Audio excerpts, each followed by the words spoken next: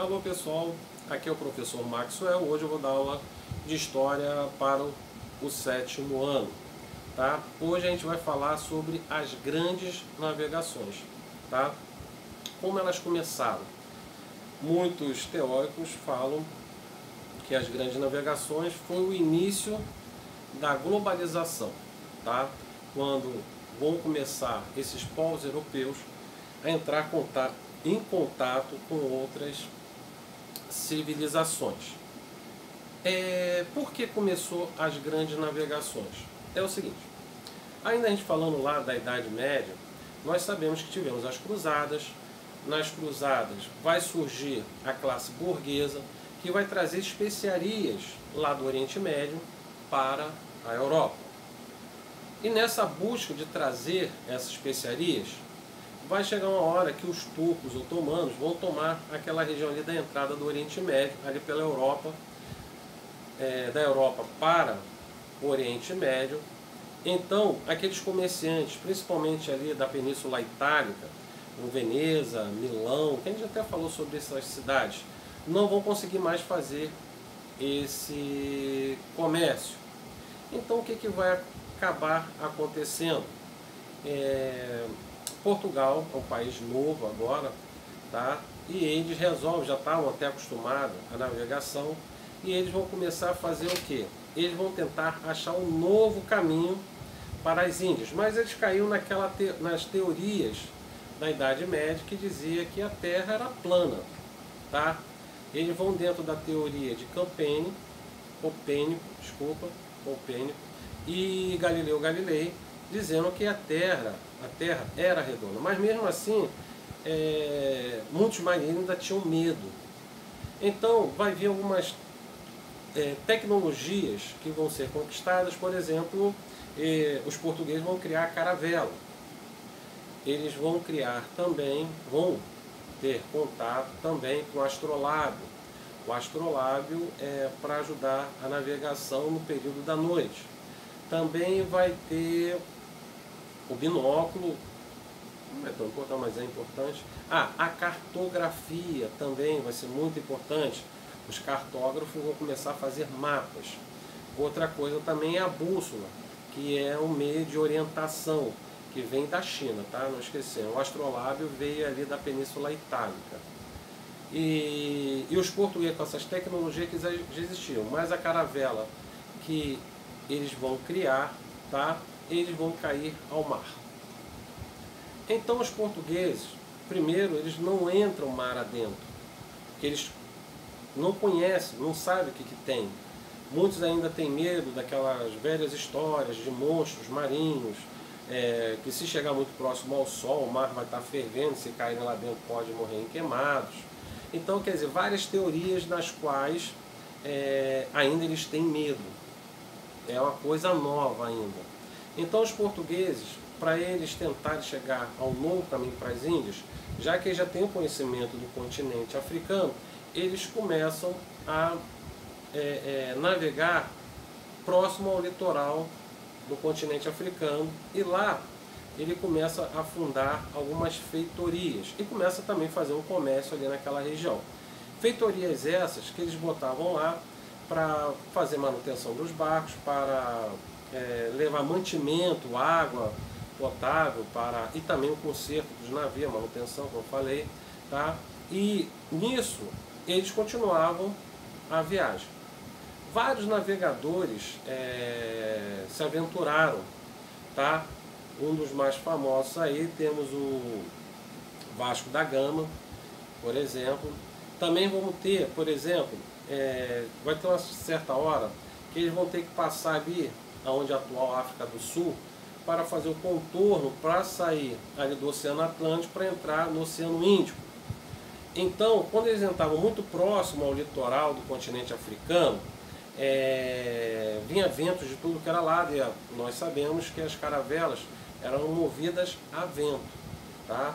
Então o que acontece? Vinha vento daqui, vinha de lá, acabava jogando a embarcação contra as pedras, e assim não conseguiam passar dali. Tanto é que foi chamado ali de Cabo das Tormentas, porque eles não conseguiam passar. Até que eles conseguem passar e colocam ali para dar uma inspiração aos outros próximos navegadores, né, que ali não seria mais o Cabo das Tormentas, mas sim agora o Cabo da Boa Esperança. Aí eles conseguirem passar por ali, eles conseguem pegar o Oceano Índico, indo em direção ao país que é hoje a Índia, porque quando a gente fala as Índias, porque quando terminava a Europa para lá, do Oriente Médio para lá, tudo para eles era Índia. Não tinha um país a Índia ainda. Tudo para lá era Índias. Então, pessoal do Oriente Médio para lá, as Índias, então, por isso também que deram o nome do Oceano Índico, por causa disso. Tá? Então, quando eles conseguiram passar do cabo, que era das Tormentas, agora da Boa Esperança, vão conseguir chegar às Índias e trazer especiarias. Como eu falei, Vasco da Gama, por exemplo, foi um dos primeiros a chegarem lá. Tá? Um sultão que recebeu ele lá, escritas da época, né, narrando, quando eles chegaram lá, falaram que os portugueses fediam, e quando eles foram recebidos, o sultão, o que vocês têm de presente para mim? E eles deram um monte de coisa lá sem valor, e o sultão ficou até meio chateado. Pô, como vocês vêm de tão longe e me traz esse tipo de presente? Vocês estão brincando comigo, né? Mas de qualquer maneira eles conseguiram fazer um bom comércio com o povo dessa região, e eles trouxeram as especiarias de volta para Portugal. Para vocês terem uma ideia, fizeram várias viagens, a gente não vai ficar aqui preso a isso, mas de várias viagens que foram feitas, essa viagem de Vasco da Gama vai ser marcada porque a especiaria que ele vai trazer vai pagar as despesas de todas as viagens feitas até ali. Tá? Então, Portugal começa a se tornar o centro de tudo, sendo que Portugal, ele trazia essas mercadorias, repassava para os holandeses, e os holandeses que faziam a distribuição dessas especiarias pela Europa. Muito bom. Só que outros países também vai querer entrar nessa brincadeira. Entre eles vai estar, por exemplo, a Espanha.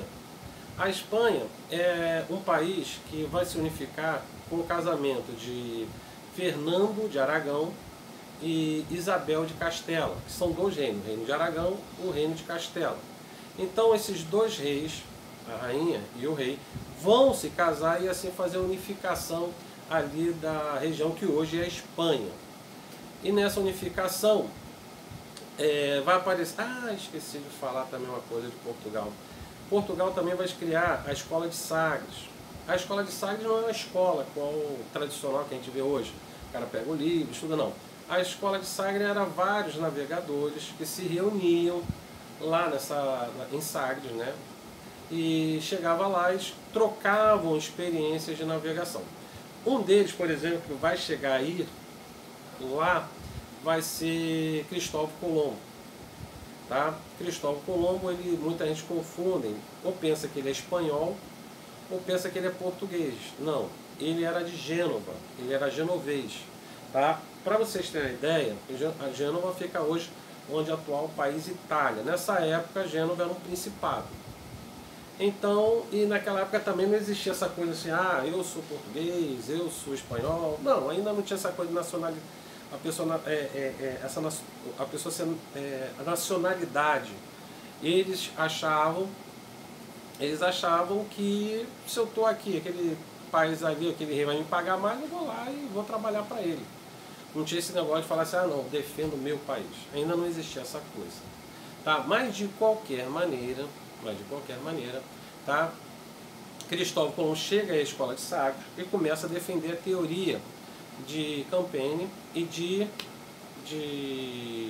Galileu Galilei, que a Terra é redonda e se ele partisse ali da Europa e desse a volta no planeta, ele ia chegar do outro lado e ia chegar às Índias. Os portugueses não quiseram comprar essa ideia, tá? Então ele foi lá pedir a Espanha, no caso a rainha Isabel, e ele conta lá com Isabel, pede algumas embarcações para ele fazer essa viagem para as Índias. E aí o que acontece? Inicialmente Isabel reluta um pouco, mas aí ele usa aquele termo, a história na qual ele fala que existia a cidade de Granada. A cidade de Granada era onde existia o último vestígio dos muçulmanos ali na Península Ibérica, que era na Guerra da Reconquista. Então os espanhóis vão expulsar esses muçulmanos de lá, que eles pensavam que nunca iam conseguir expulsar eles dali. E aí Cristóvão Colombo usa esse argumento. Rainha Isabel, vocês achavam que nunca ia conseguir conquistar a cidade de Granada, que é o último vestígio muçulmano aqui na Península Ibérica, e vocês conseguiram. Por que eu não posso conseguir, de repente, dar essa volta aí ao planeta e chegar às Índias? Eu só preciso ser patrocinado. E Isabel, né, se comovendo com essa história, cedeu para ele 3 caravelas, que vai se chamar Santa Maria, Pinta e Ninha. Tá? Ele vai reunir uma tripulação e cai ao mar. E nisso, enquanto ele vai navegando, ele chega até, o pessoal reuniu um motim. Por quê? Porque estava começando a acabar os mantimentos, a água, e os marinheiros começaram a cobrar. E aí, quando é que vai chegar? E ele falava, não sei. Nunca ninguém fez essa viagem, isso é uma aventura. A gente não sabe quando a gente vai chegar lá ou quando a gente vai estar lá. Não sabemos.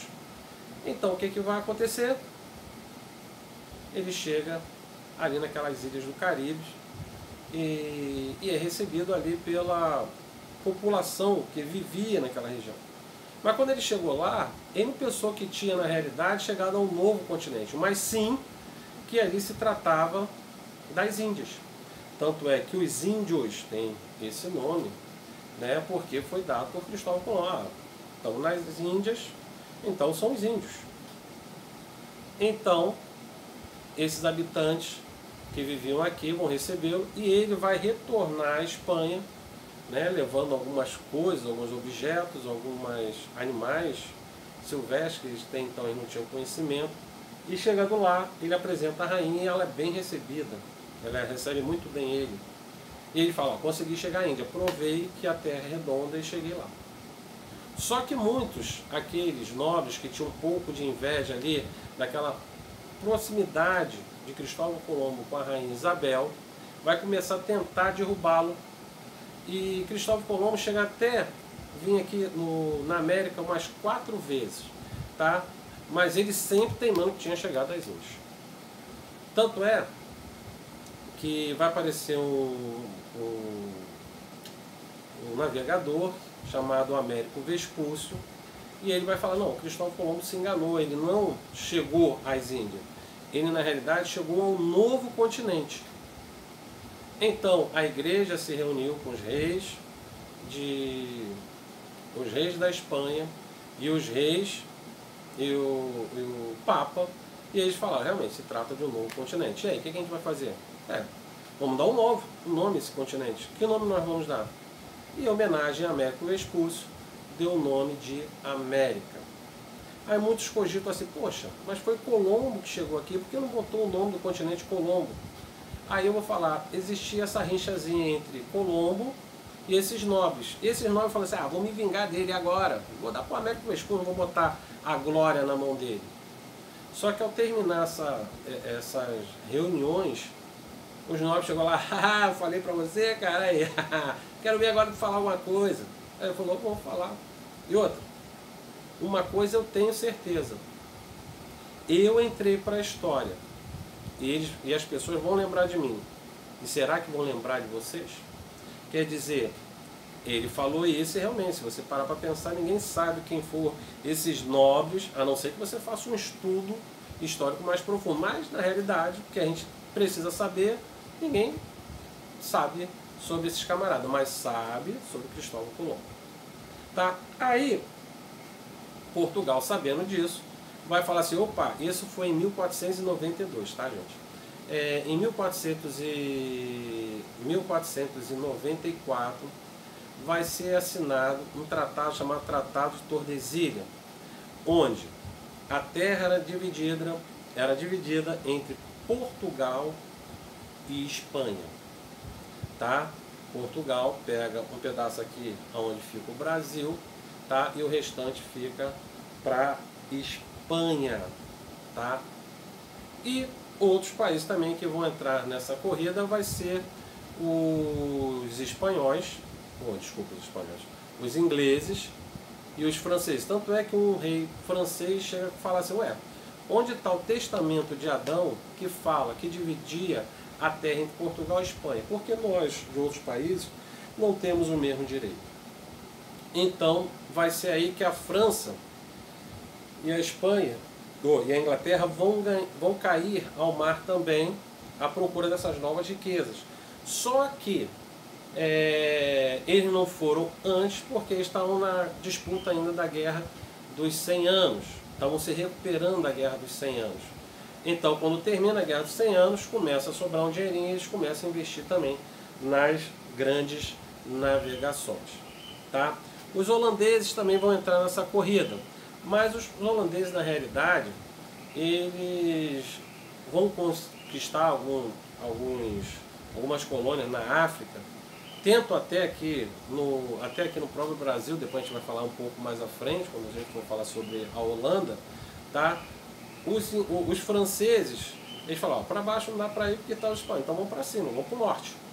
Tanto é que a gente sabe que a cidade de Quebec, no Canadá, uma ex-colônia francesa, tanto é que eles falam francês e inglês, tá? E as 13 colônias ali no litoral também do Oceano Atlântico, lá no norte, onde é os Estados Unidos hoje, tá? Que foi dominada ali pelos ingleses. Claro que os franceses chegaram a pegar, por exemplo, o Haiti, é uma ilha que foi colônia francesa, tem uma Guiana francesa aqui na própria América do Sul, tá? Mas isso foi mais ou menos, mas não pegaram uma proporção tão grande quanto Espanha e Portugal, tá? Então assim termina a nossa aula de hoje, tá? Não esquecendo de fazer os exercícios, tá, das páginas, que aí a gente vamos corrigir na próxima videoaula, tá? Vamos lá, deixa eu ver aqui para vocês as páginas para ser corrigidas, mas para vocês fazerem em casa: 37, 39, 42, 43, 45, 47, 48 e 49. Pessoal, não deixem de fazer esses exercícios, tá? Mais uma vez agradeço a vocês aí que estão vendo nossos vídeos. Espero estar ajudando, que realmente a aula em sala é uma coisa, a aula na escola é outra, tá? Mas de qualquer maneira, nós vamos estar por aqui por enquanto, tá? E desejo para vocês uma boa semana. Um abraço e até a próxima aula.